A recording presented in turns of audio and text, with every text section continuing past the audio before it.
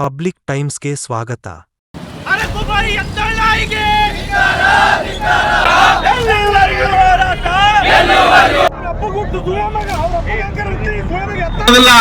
ಇಂಥ ವ್ಯಕ್ತಿಗಳನ್ನ ಗಡಿಪಾರು ಮಾಡುವಂತ ಕಾನೂನು ಹುಚ್ಚನಾಗಿ ತನ್ನ ನಾಲಿಗೆಯನ್ನು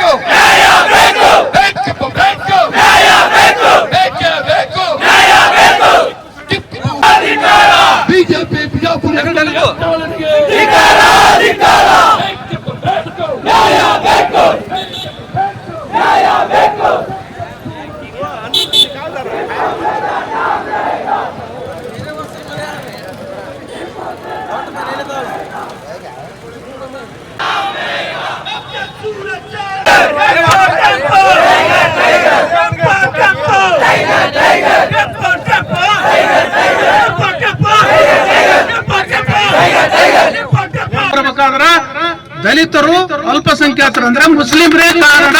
ಅದ್ರ ಬಗ್ಗೆ ಯಾವ ಸಂಶಯನೂ ಬೇಡ. ಅಂತ ಪರಿಸ್ಥಿತಿಯಲ್ಲಿ ಈ ಬಿಜೆಪಿ ಅವರು ಅಧಿಕಾರದಲ್ಲಿ ಇಲ್ಲದಿದ್ರು ಸಹಿತ ಎಲ್ಲೂ ಹೋಗಿ ಕೋಮುಗಲ್ಲ ಬೆಳೆಸೋದು, ವಿಶೇಷವಾಗಿ ಈ ಬಸನಗೌಡ ಪಾಟೀಲ್ ಯಾತ್ರಾಳಂತೂ ಬಹಳ ಮಿತಿ ಮೀರಿ ಬಿಟ್ಟಿದೆ. ಬಾಯಿ ಬಂದ್ರೆ ಮಾತಾಡೋದು. ಈ ಬಿಜೆಪಿಯವರು RSS ಹಿನ್ನೆಲೆ ಉಳ್ಳವರು ಈ ದೇಶದಲ್ಲಿ ಇರತಕ್ಕಂತ ಪ್ರತಿಯೊಬ್ಬ ಪ್ರಜೆಗೂ ಸಮಾನ ಹಕ್ಕಿದೆ. ಪ್ರತಿಯೊಬ್ಬರು ಭಾರತೀಯರು, ಈ ನೆಲದ ಮೇಲೆ ನಿಂತವ್ರು ಎಲ್ಲರೂ.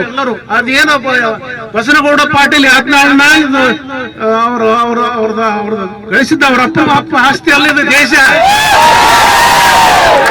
ಅದು ನೆನಪಿರಬೇಕು.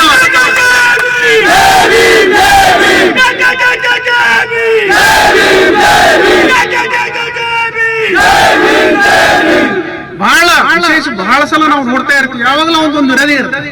ಏನಾದ್ರೂ ಒಂದು ಮುಸ್ಲಿಮ್ಸ್ ಬಗ್ಗೆ ಇಲ್ಲಿ ನಾವು ಒಂದೆರಡು ಇದನ್ನ ನೋಡಿದ್ವಿ. ಅನುಭವಿಸಾರಕ್ಕೆ ಒಂದು ಯಾವುದೋ ಒಂದು ಚುನಾವಣೆ ಪ್ರಚಾರಕ್ಕೆ ಬಂದಾಗ ಅಂಬೇಡ್ಕರ್ ಒಂದು ಫೋಟೋ ಆಗ್ಲಿ, ಅಂಬೇಡ್ಕರ್ ಫೋಟೋಕ್ಕೆ ಹಾರ ಹಾಕ್ಲಿಲ್ಲ. ಅಂಬೇಡ್ಕರ್ ಫೋಟೋಕ್ಕೆ ಹಾರ ಹಾಕ್ಲಿಲ್ಲ. ಅದು ಒಂದು ವಿಷಯವಾಗಿ ವಾಪಸ್ ಹೋಗೋ ಫೋಟೋ ಹಾರ ಹಾಕೋದು. ಅಂತ ಒಂದು ಮನಸ್ಥಿತಿ ಉಳ್ಳಂತ ವ್ಯಕ್ತಿ ಅವ. ಅಂತ ಇರ್ಲಿ, MLA ಯಾರು ಓಟ್ ಹಾಕ್ಸಾರ ಅದು ಬೇರೆ ವಿಷಯ. ಅಂತವ್ನ ಏನ್ ಮಾಡ್ಬೇಕು, ಸರ್ಕಾರದವರು ಅವನ ಮೇಲೆ ಸೂಕ್ತ ಕ್ರಮ ತಗೊಂಡು ಅರೆಸ್ಟ್ ಮಾಡಿ ಗಡಿಪಾರ ಅಂತ ನಾವೇನ್ ಬೇಡಿಕೆ ಇಟ್ಟವಲ್ಲ, ಗಡಿಪಾರ ಮಾಡ್ಬೇಕು ಅವನು.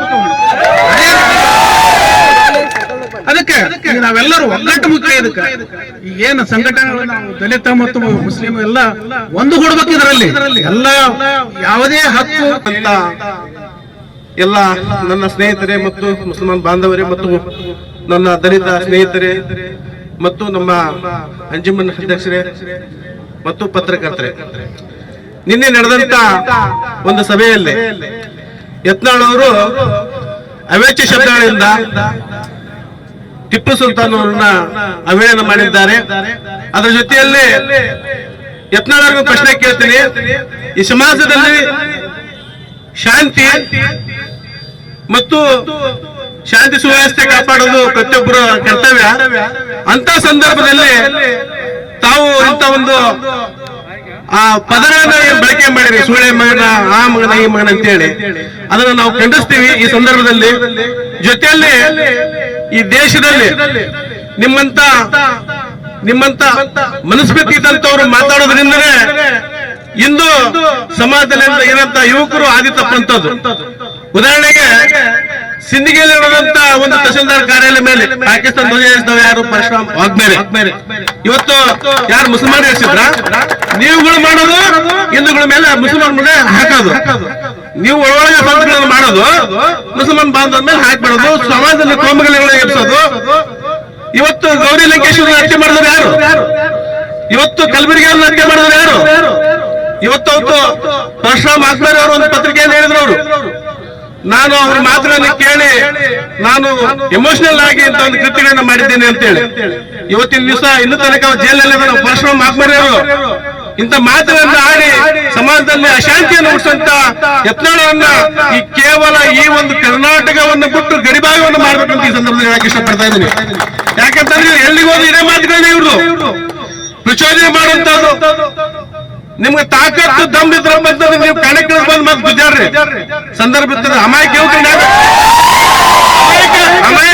ಯಾಕೆ ಬಲಿಪಶು ಮಾಡ್ತೀರಿ? ನಿಮ್ಮ ಮಾತುಗಳನ್ನ ಕೇಳಿ ಅಮಾಯಕರು ಬಲಿಪಶು ಆಗ್ತಾರ. ನೀವು ಅಂತ ಸಂದರ್ಭದಲ್ಲಿ ಯಾರು ಇರೋದಿಲ್ಲ.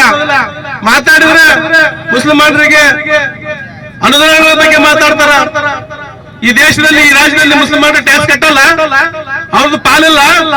ಈ ದೇಶಕ್ಕೆ ಸ್ವಾತಂತ್ರ್ಯ ಕೊಡೋದ್ರಲ್ಲಿ ಅವ್ರದ್ದು ಕೂಡ ನಮ್ ದೇಶ ಪಾಲಾಯ್ತು, ಅಷ್ಟೇ ಅವ್ರದ್ದು ಕೂಡ ಪಾಲಾಯ್ತು. ಈ ಮಾತನ್ನ ತಿಳ್ಕೊರಿ. ಯತ್ನಾಳವ್ರೆ ಮಾತಿ ಬಂದಂತ ಮಾತಾಡೋದಲ್ಲ.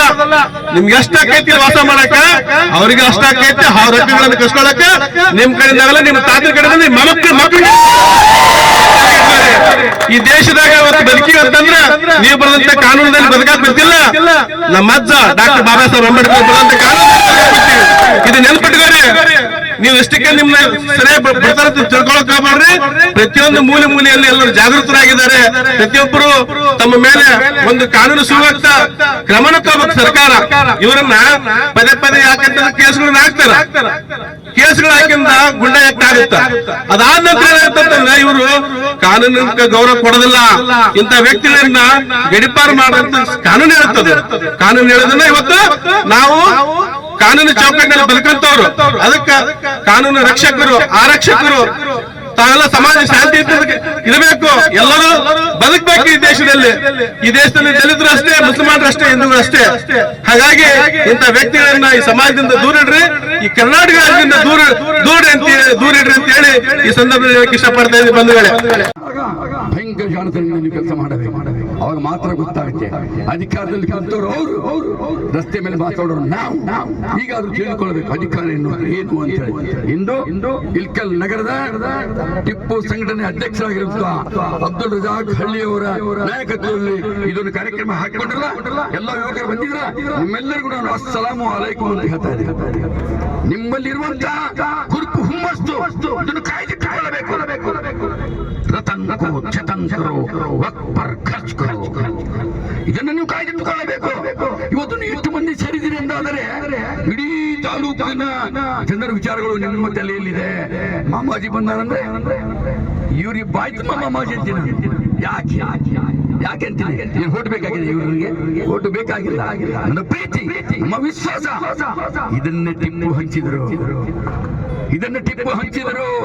ಟಿಪ್ಪು ಅವರ ಇತಿಹಾಸ ಹೇಳಲಿಕ್ಕೆ ಚಾಲು ಮಾಡಿದರೆ ಕೇಳೋರಿಗೆ 3-4 ತಾಸಾದ್ರೂ ಇರಲ್ಲ. ಅದಕ್ಕಾಗಿ ನಾನು ಈ ಸಭೆಯಲ್ಲಿರುವಂತ ಟಿಪ್ಪುನ ಅಭಿಮಾನಿಗಳು ಹೇಳ್ತಾ ಇದ್ದೀನಿ, ನೀವು ಸೇವೆಯಲ್ಲಿ ತೊಡಗಬೇಕು. ಜಾತಿ ಮತ ಎಣಿಸಬಾರ್ದು, ಸೇವೆ ಮಾಡ್ತಾ ಇರಬೇಕು. ಸೇವೆ ಮಾಡ್ತಾ ಇರೋದ್ರಿಂದ ತಾನೇ ಬರುತ್ತೆ. ಇದೇ ವೇದಿಕೆ ಮೇಲೆ ಬಾಗಲಕೋಟ ಮಹಾರಾಜನೂ ಹೇಳಿದ್ರು. ಮತ್ತೆ ನಾಳೆಲ್ಲ ನಾಡ್ದು ಕಾರ್ಯಕ್ರಮ ಇದೆ, ತಾವೆಲ್ಲರೂ ಬರಬೇಕು. ನಾಳೆಲ್ಲ ನಾಡ್ದ ಮಹಾರಾಜರ ಕಾರ್ಯಕ್ರಮ ಇದೆ ಅಂಬೇಡ್ಕರ್ ಭವನದಲ್ಲಿ. ತಾವೆಲ್ಲರೂ ಬರಬೇಕು, ವಿಚಾರಗಳನ್ನು ತಿಳ್ಕೋಬೇಕು. ಟಿಪ್ಪುನ ಬಗ್ಗೆ ನೀವು ತಿಳ್ಕೋಬೇಕಿನ್ನು. ಹುಡುಗಿದ್ದ ಹೆಂಗಿದ್ದ, ಯುವನದಲ್ಲಿ ಹೆಂಗಿದ್ದ, ಯುದ್ಧದಲ್ಲಿ ಹೆಂಗಿದ್ದ. ಅಯ್ಯೋ ತುಂಬಿದ ಸಭೆಯಲ್ಲಿ ಹೇಳಬಾರ್ದು. ಎಲಿಜಬೆತ್ ರಾಣಿ ಹೇಳ್ತಾ ಇದ್ರು, ಟಿಪ್ಪು ನನ್ನ ಜೊತೆ ಒಂದು ದಿನ ಸಾಕು. ಗೊತ್ತ ನಿಮಗೆಲ್ಲ? ಇಲ್ಲ. ಟಿಪ್ಪುನ ವೀರ ಪರಾಕ್ರಮಿ. 6 ತಿಂಗಳು ಕುರಿ ಒಬ್ಬನೇ ತಿಂತಿದ್ದ. ತಿಂತಿರ ಯಾರು ಚೂರು ಹೆಚ್ಚಾಗಿರೋ ಸರ್ಟಿಫಿಕೇಟ್ ಆಟಿಲ್ಲ. 6 ತಿಂಗಳು ಕುರಿ ಟಿಪ್ಪು ಒಬ್ಬನೇ ತಿಂತಿದ್ದ. ಹೆಂಗೊಂದು ಶಕ್ತಿ. ಟಿಪ್ಪುನ ಖಡ್ಗ ಎತ್ತಾಗ 6 ಮಂದಿ ಬೇಕಾಗಿದ್ರು. ಖಡ್ಗ ಎತ್ತಾಗ 6 ಮಂದಿ. ಟಿಪ್ಪುನನ್ನ ಹೊಡೆಯಲಿಕ್ಕೆ ಆ ದೇಶದಿಂದ ಬ್ರಿಟಿಷರೊಬ್ಬನ್ನು ನೇಮಿಸುತ್ತಾರೆ, ಶಾಸಕರೊಬ್ಬನ್ನು ನೇಮಿಸುತ್ತಾರೆ. ಅವನು ಟಿಪ್ಪುನನ್ನ ಗುಂಡು ಹೊಡೆದು ರಾಕೆಟ್ ರೆಡಿ ಇರುತ್ತೆ ಹಂಗೆ ಟಿಪ್ಪುನ ಗುಂಡು ಹೊಡೆದು ರಾಕೆಟ್ ಇಂದ ಹೋಗ್ತಾನೆ ದೇಶಕ್ಕೆ 3 ದಿವಸ ಜನ ಬರ್ತಾವ ಹೊರಗೆ ಬರಲ್ಲ. ಟಿಪ್ಪು ಸತ್ತನೋ ಅಂದ್ರು ಬೇಡ ಟಿಪ್ಪು ಸತ್ತಾನೋ ಅದು ಬೇಡ ಸತ್ತರು ಭಯ. ಆದ್ರೆ ಇಡೀ ರಾಜ್ಯದ ದೇಶದ ಮುಸ್ಲಿಮರ ನಂಬಿಕೆ ಇದೆ ಟಿಪ್ಪು ಸತ್ತಿಲ್ಲ, ಶ್ರೀರಂಗಪಟ್ಟಣದ ಜೀವಂತ ಮಲಗಿದ್ದಾನೆ. जो शहीद होते हैं उनको मुर्दा मत कहिए. ಯಾರು ದೇಶಕ್ಕಾಗಿ ಸಾಯ್ತಾರೋ ಅವ್ರು ಸತ್ತರ ಇಲ್ಲ, ಅವ್ರ ವಿಚಾರಗಳೆಲ್ಲ ನಮ್ಮ ತಲೆ ಅಂದ್ರೆ ಜೀವಂತ ಇದ್ದಂಗೆ ವಿಚಾರಗಳಿದ್ರೆ ನಮ್ಮ ತಲೆ ಜೀವಂತ ಇದ್ದಂಗೆ. ಕಾರಣ ಈ ಸಭೆಯಲ್ಲಿ ಬಂದಂತ ಯುವಕರಲ್ಲಿ ನಾನು ವಿನಂತಿ ಪೂರ್ವಕ ಹೇಳ್ತೇನೆ, ಅವೆಲ್ಲರೂ ಸಮಾಜ ಸೇವೆಯಲ್ಲಿ ಸಿಗಬೇಕು, ಸಮಾಜ ಸೇವೆಯನ್ನು ಮಾಡಬೇಕು.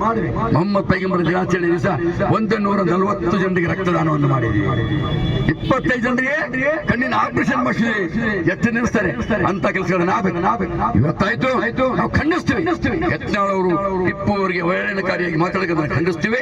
ನಾನು ಈ ಕಾರ್ಯಕ್ರಮ ಆಯೋಜಿಸುವಂತ ಟಿಪ್ಪು ಸುಲ್ತಾನ್ ಸಂಘಟನೆ ಅಧ್ಯಕ್ಷ ಆಗಿರುವಂತಹ ಅಬ್ದುಲ್ ರಜಾಕ್ ಹಳ್ಳಿಯವರಿಗೂ, ಕಾರ್ಯದರ್ಶಿ ಆಗಿರುವಂತ ವಾಸಿಂ ಅವರಿಗೂ ಮತ್ತು ಶಬ್ಬೀರ್ ಬಾಗ್ವಾನಿ ಅವರಿಗೂ ನಿಮ್ಮೆಲ್ಲರಿಗೂ ನಾನು ಮತ್ತೊಮ್ಮೆ ಸಲಾಮಿ ಹೇಳ್ತಾ ಇದ್ದೇನೆ.